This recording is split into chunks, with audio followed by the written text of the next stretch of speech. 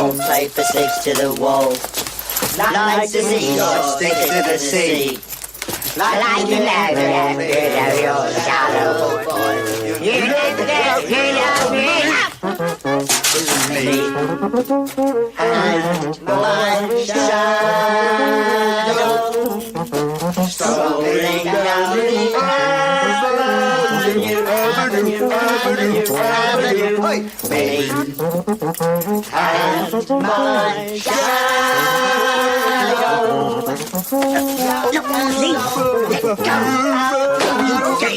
Stick together and when it's 12 o'clock, we climb the stairs. We never knock.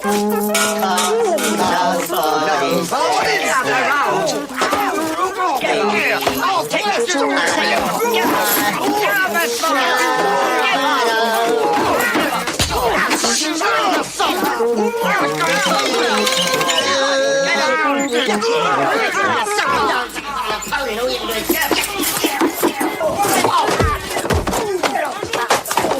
Well, what do you think?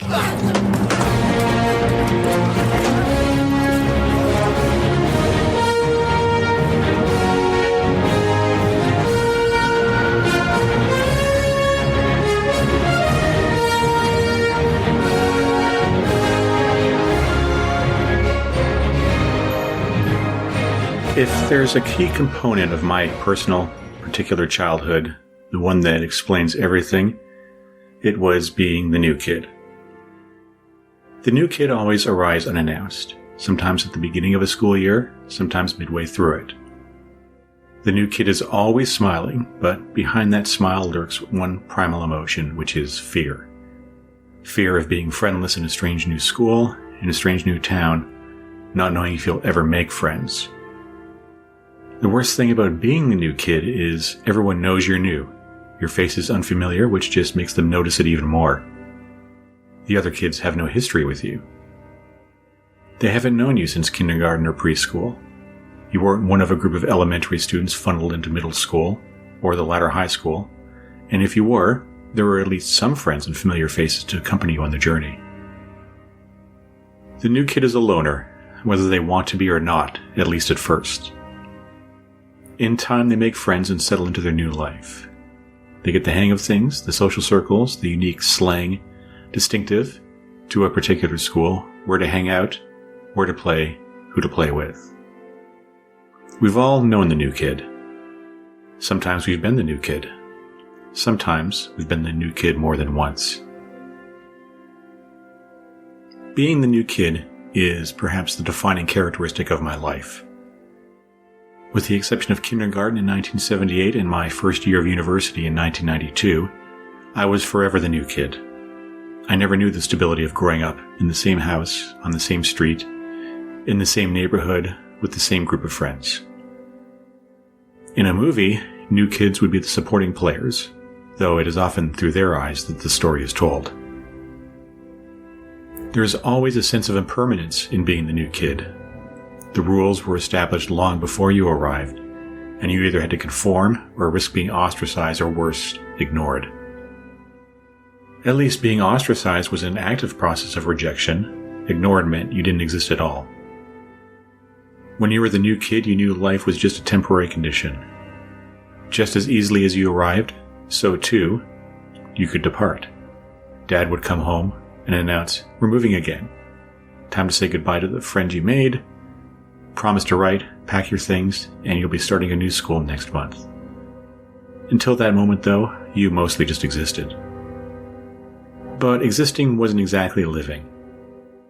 I wouldn't even have a birthday party in 1981 because by the time that date rolled around, I was still finding my footing at Edmonton's Patricia Heights Elementary School, and really, who goes to the birthday party of a kid you just met? I wasn't an outcast or a pariah. Frankly, I really wasn't anybody. There's a core of me, I think, that's always been a little lonely, I think in part because of all those moves. I got used to those first several months of a new city, neighborhood and school, but it was always an alienating, frightening, isolating experience. And there was always the lurking threat that another move was in the cards. But being the new kid afforded me a great deal of time to sit and think about things, about who I was meant to become, how I would get there. And the movies would soon answer, in the form of a story about a young boy my age and his travels through time with a band of thieves calling themselves the Time Bandits. Once in a lifetime, there comes a motion picture which changes the whole history of motion pictures. A picture so stunning in its effect, so vast in its impact, that it profoundly affects the lives of all who see it. One such film is... Very good, thank you. Yes, thank you. Next, please.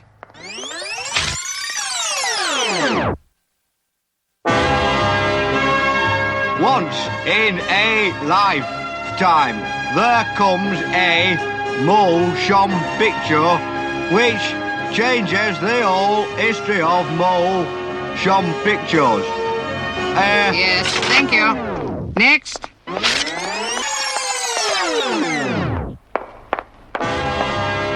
Once in a lifetime! Go away. What? Next. What's wrong with my voice? My voice is all right, my brain is wrong.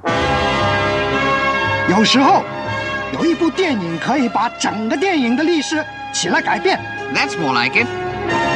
库鲁萨瓦的《Seven Samurai》就是这样的一部电影，还有《Ivan the Terrible》，其余的都是平常的电影，像《Herbie Rides Again》、《La Notte》和《Monty Python and the Holy Grail》。 My introduction to the world of Monty Python's Flying Circus had come by chance in Vancouver the previous year. I was in the basement rec room, flipping through the TV channels. My parents were out on a date, I believe, and the babysitter was putting my sister to bed. And I convinced her I was totally allowed to watch TV much later than was actually true. That must have been how I was positioned to fall upon the sight of a knight and his squire galloping across a misty moor, with the squire banging two coconut halves together to make a convincing sound in absence of a horse. I had no idea what the heck it was, but it was hilarious.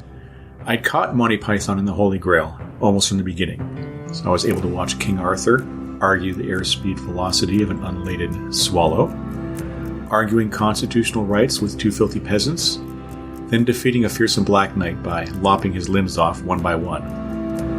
All the while, Arthur's man Patsy banged those coconuts. I made it as far as the big Camelot musical number before I was called to bed. Waking up the next morning, I was convinced I'd dreamt it all. So, when I first saw the poster, then the TV commercials for a movie called Time Bandits, I had no idea of the Python connection to the film's director, Terry Gilliam. It just looked like a fun time at the movies. In years to come, Gilliam would become one of my favorite filmmakers. As to why, I could argue in part that as the lone American in the Python troupe, he was an outsider like me, an expatriate American illustrator who decamped to London at the height of the Vietnam War and fell in with some British comedians who decided to form their own troupe and TV show, employing Gilliam in his cut-and-paste animations as interstitials, and occasionally throwing him in a dress to perform on camera.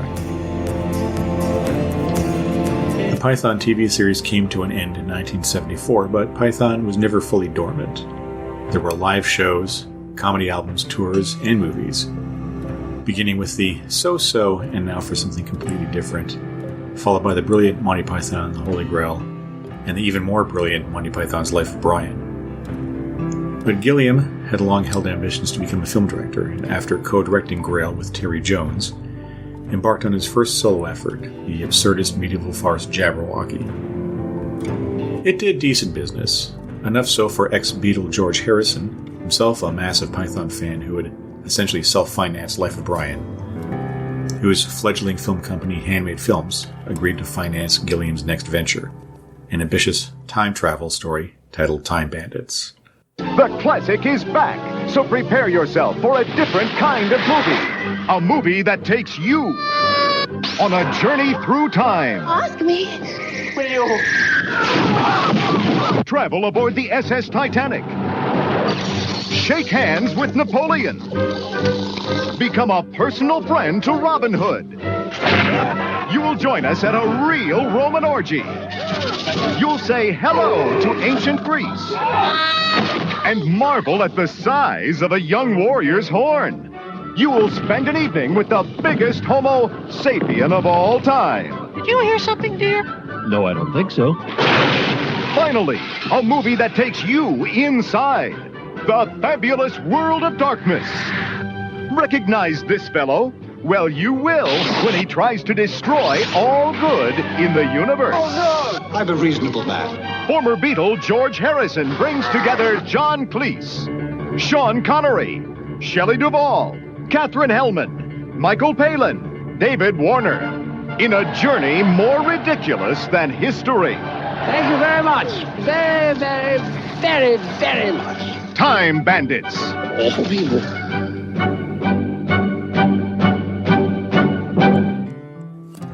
Gilliam set out to make a children's film told from a child's perspective, both story and technique-wise.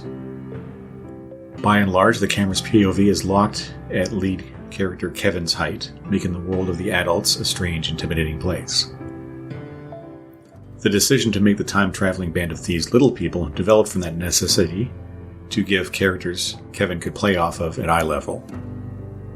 Fortunately, in Gilliam's case, the UK had a deep well of talented little people to draw from, and even now, I can recall the names of each time bandit: Randall, Wally, Vermin, Og, Strutter, and Fidget from memory.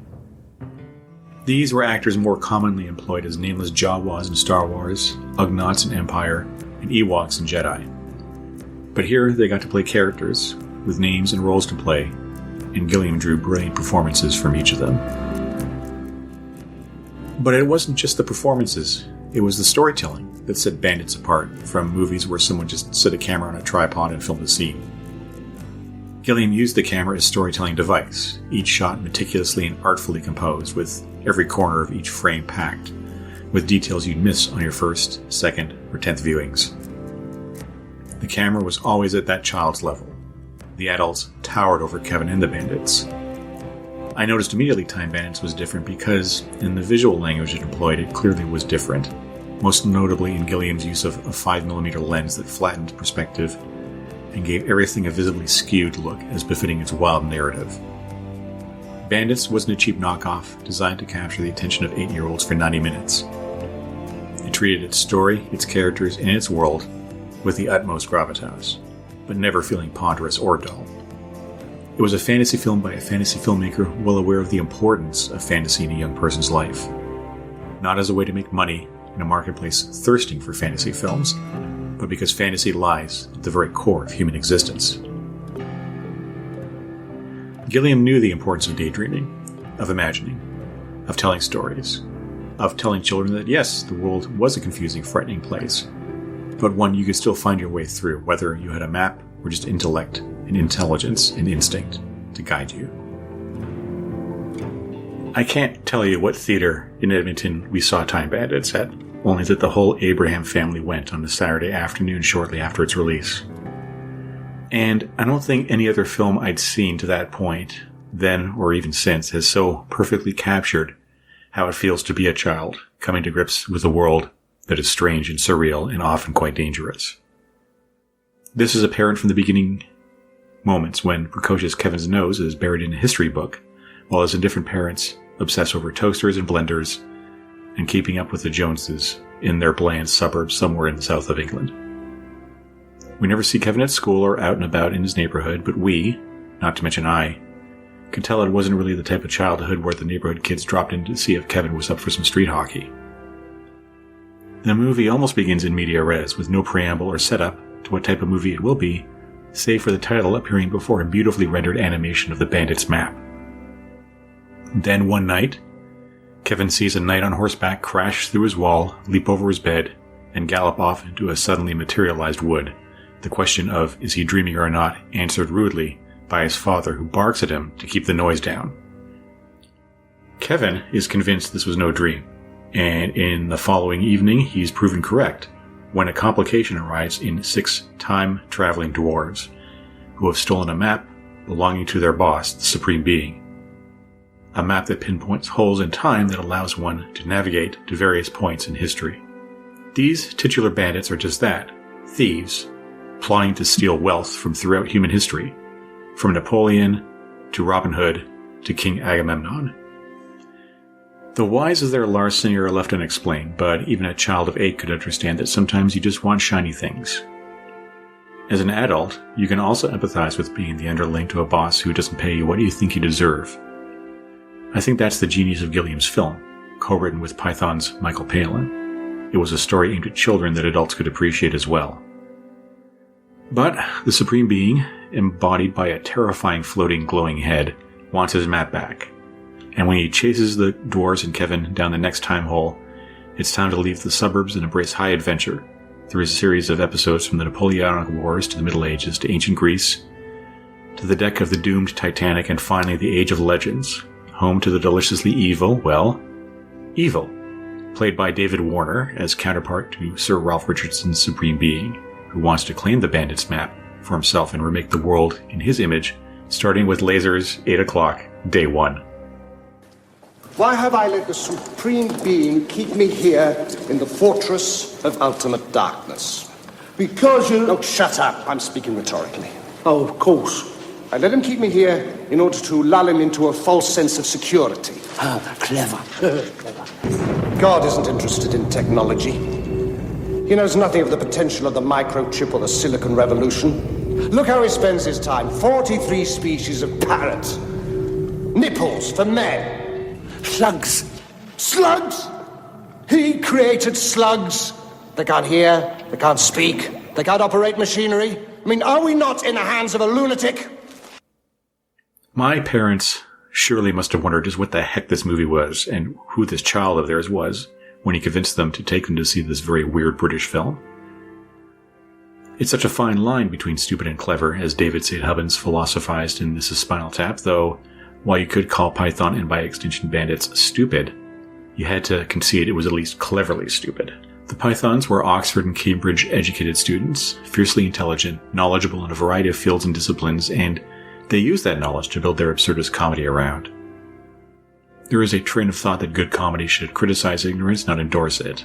The Pythons criticize ignorance in all directions, rejecting the very modern conceit that comedy must always punch up and never down. Small wonder they still get a lot of grief for this approach.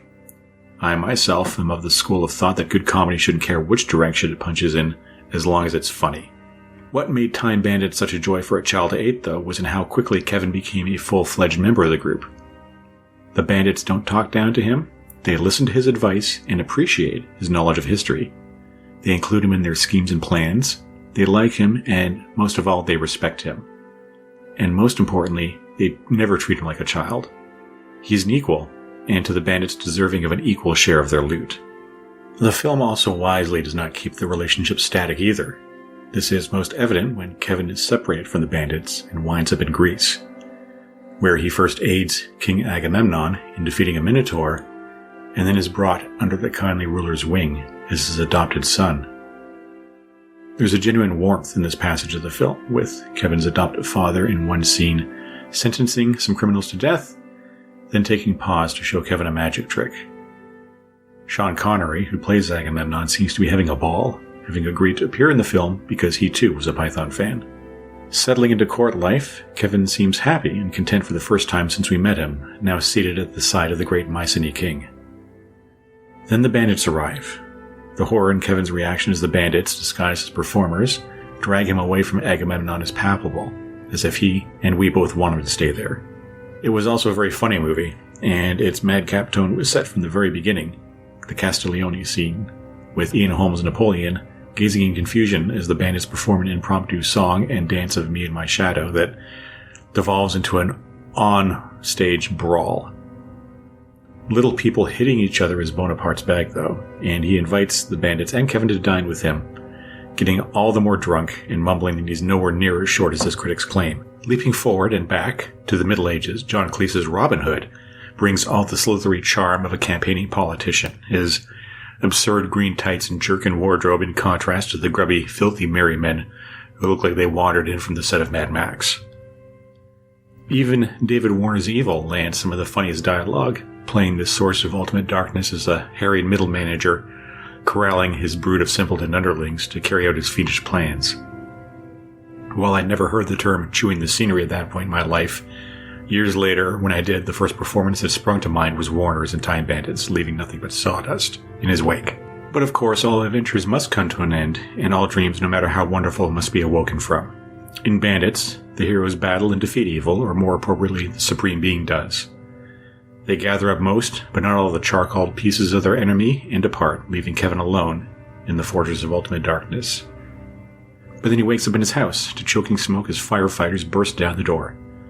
Whisked back to England, and half convinced, like I had after watching those first 20 or so minutes of Holy Grail, that Kevin's adventure had just been a dream, his shrewish parents, who discover a final charred piece of evil in their toaster oven, ignore Kevin's cries not to touch it and do so, exploding into dust. As a shocked Kevin stares in horror, a friendly fireman, played again by Connery, winks to Kevin and departs, leaving him standing over the ash piles that were his parents.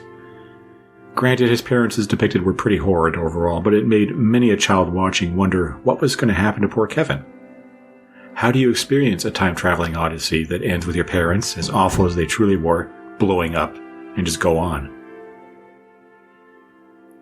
In my mind later that evening, I concocted a post-credits scene with Kevin in the orphanage, pondering the very same when a hole opens. Wally, Randall, and the rest poke their heads out and ask Kevin if he's coming or not. Or maybe the kindly fireman played by Connery was revealed to be Agamemnon, brought forward by the bandits to adopt Kevin and take him back home. My dissatisfaction with Bandits ending, though, was far from a disappointment because it got me thinking about alternative endings of my own. Without my realizing it, Terry Gilliam had set me on the path of becoming a storyteller, though it would take some time for me to realize it. The movie ended, and the consensus from my family was it was a fun time out, except for the ending, which they probably righteously thought was stupid, being parrots themselves. But I also remember their surprise seeing former Beatle George Harrison's name in the credits as the song Dream Away by Harrison played over. I would see Bandits a second time in theaters just a few weeks later at a birthday party. Yes, it took a little while, but I began making friends in Edmonton, though that too would be a short-lived experience. In January of 1982, we learned we would again be moving, this time back to the Toronto area and Scarborough, Ontario specifically. The bigger news, though, was that the house my parents had chosen had the ultimate dream of suburbia, an in-ground backyard swimming pool. My birthday that year, my 9th, would revolve around movies as well, a screening of Raiders of the Lost Ark in its first post-re-release. It would be the only birthday I celebrated in Edmonton. By April that year, we'd moved, and while I doubt any of the people I knew that brief time in Edmonton even remember me now, I'll never forget that time in my life, the good, the bad, and all between.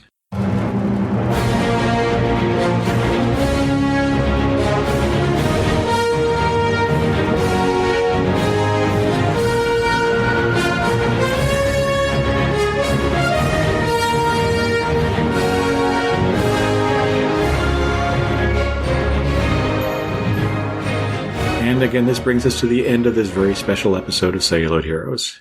Special in that Time Bandits is a very important movie to me. All of these Celluloid Hero movies are important to me, but in a personal ranking of all of them, Time Bandits is easily in the top 10. It's a movie I've loved through all ages of my life. It's a movie my son, now the age I was when I first saw it, loves just as much as his dad. As always, you'll find show notes for this and every Celluloid Heroes episode at brightabraham.com. You can follow us on Instagram at the Celluloid Heroes Pod, and of course, at the LONGBOX CRUSADE Podcast Network, where the show can be listened to and viewed on YouTube, Apple, and Spotify. Next month, though, we'll be settling into the Scarborough, Ontario years of my life, and beginning with one of the greatest movie sequels ever crafted.